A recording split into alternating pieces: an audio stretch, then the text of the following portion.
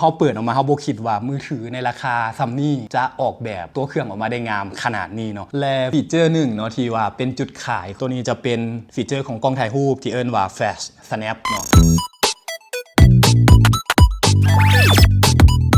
ตอนนี้เรามาอยู่กับ Godzilla เนาะกับวิดีโอทำอิฐของพวกเราที่จะมาลองของโดยการรีวิวมือถืออุปกรณ์และก็แกดเจ็ตต่างๆและมื้อนี้เราก็อยู่กับหน่วยนี้เลยเนาะซึ่งเพิ่นบอกว่าเป็นมือถือที่สามารถถ่ายแอคชั่นช็อตเนาะได้โดยที่เราบ่ต้องกดปุ่มหยังเลยอยู่ในมือถือเพียงแอคชั่นช็อตตัวนั้นออกมาแบบงามแฮงเนาะและอีกอันหนึ่งก็จะเป็นในเรื่องของสามารถกันนำได้เลิก2 เมตรเนาะโดยมาตรฐานเนาะ IP69 เนาะอีกฝั่งหนึ่งก็จะเป็นเรื่องของ AI เนาะมือถือยุคนี้ขาดบ่ได้เลย AI ที่ว่ามาช่วยในการแต่งรูปในการเจนรูปหรือว่าในการเขียนข้อความต่างๆเนาะหน่วยนี้ก็มีมาให้ครบซึ่งมันก็คือ Tecno Camon 40 Pro 5G เนาะซึ่งในหน่วยนี้จะมีอย่างแดเดี๋ยวเราจะพาทุกคนไปลองฟีเจอร์ต่างๆทั้งหมดนี้ที่เราเว้ามานำกันทำอีทเนาะที่ว่าเราจะมาเบิ่งกันก็จะเป็นในส่วนของตัวเครื่องเนาะซึ่งตัวเครื่องของรุ่นนี้เป็นอีหยังที่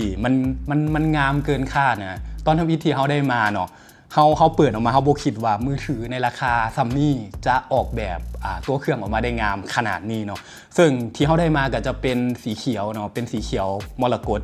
เพิ่นเอิ้นว่าอย่างภาษาอังกฤษ Emerald Lake Green เนาะเขาเอิ้นว่าสีบุรกูลซะเนาะ บุรกูลอยู่บางเวียงอะนะซึ่งดีไซน์ทางหลังนะเขาคิดว่ามันเป็นการออกแบบที่โคตรลงตัวเลยนะบ่ว่าจะเป็นกล้องบ่ที่มันเข้ากันไปหมดเลยได้ตัวนี้นะอันนี้โมเมนต์อวยเนาะอันนี้มักอีหลีหลังจากที่เปิดกล่องมาทำอีกเป็นความประทับใจหลังจากที่เห็นเนาะและอีกอันหนึ่งเนาะที่ว่าเขามักเนี่ยก็จะเป็นเรื่องของการสกรีนลายโลโก้ของยี่ห้อเนาะ Tecno Camon ที่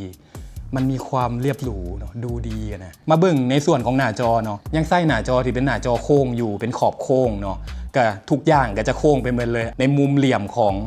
งจอนะของตัวเครื่องนะก็จะโค้งหับเข้ากับหน้าจอเลยตัวนี้ถือว่าออกแบบดีงามเนาะตัวนี้มักและฟีเจอร์หนึ่งเนาะที่ว่าเป็นจุดขายตัวนี้จะเป็นฟีเจอร์ของกล้องถ่ายรูปที่เอิ้นว่า Flash Snap จะเป็นฟีเจอร์ที่ว่าเขาเอาไว้ถ่ายเป็นแอคชั่นช็อตบอหรือว่าเป็นสปอร์ตช็อตบออย่างนี้ตัวนี้นะเพิ่นใส่ AI เข้ามาสวยในการถ่ายภาพตัวนี้เนาะวิธีใส่ง่ายๆเนาะเพียงแต่เปิดกล้องถ่ายรูปขึ้นมาเนาะกล้องถ่ายรูปของตัวเครื่องเลยมันก็จะมีฟังก์ชันตัวนี้เนาะเอิ้นว่า Flash Snap เนาะแต่อย่าลืมว่าเวลาเขาใส่นะมันจะต้องได้เปิดออโต้แคปเจอร์นี่ซึ่งจะอยู่ซ้ายมือนี่เนาะเป็นรูปคนแลนเขาต้องได้เปิดเป็นสีเหลืองๆก่อนและเลนของโหมดนี่ก็จะมีเป็นเลน Y เนาะ 0.6 แล้วก็มีเลนขนาดปกติเฮาไปลองใส่มาแล้วเนาะเดี๋ยวเฮาให้เบิ่งในรูปที่เฮาไปถ่ายมาเนาะการนำไส้ฟีเจอร์นี้เนาะนอกจากที่เขาสามารถเข้าถึงได้ผ่านทางแอปกล้องธรรมดาเนาะเขายังสามารถเปิดไส้ง่ายๆโดยการกดปุ่ม One Tap Button ตัวนี้เนาะกด2 บาทปึ๊บขึ้นมาจับถ่ายได้ทันทีสะด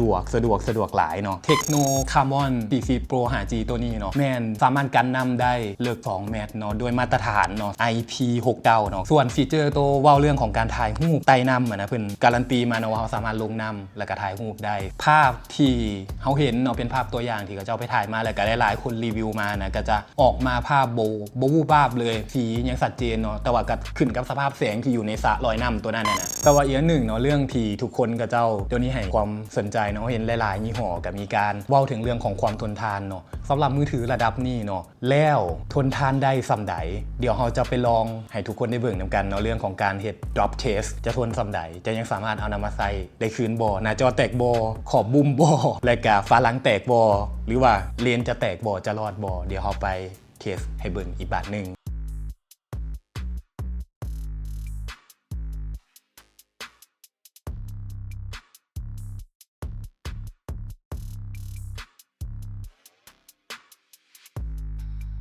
และที่ขาดบ่ได้เนาะในยุคนี้ก็คือเรื่องของ AI เฮาลองใส่เบิ่งเฮารู้สึกว่าให้มาเกินราคาอีหลีอันนี้นะเดี๋ยวเฮาจะมาเล่าสู่ฟัง 2-3 อย่างเนาะว่ามี AI ใดๆที่ว่ามันเด่นๆเนาะเวลาเฮาเปิด AI Gallery ขึ้นมาเนาะแล้วเข้ารูปภาพใดหนึ่งที่ว่าอยู่ในเครื่องของเฮาเนาะมันก็จะมีปุ่มหนึ่งขึ้นมาเนาะจะเอิ้นว่า AI Studioซึ่งเวลาเขากดเข้า AI Studio นะเขาจะสามารถแก้ไขรูปภาพด้วย AI ได้หลากหลายอย่างเลยเนาะบ่ว่าจะเป็น AI Sharpness Plus เนาะที่ว่าเพิ่มความคมชัดของรูปภาพให้รูปภาพของเรามันมีสีสันสวยงามขึ้น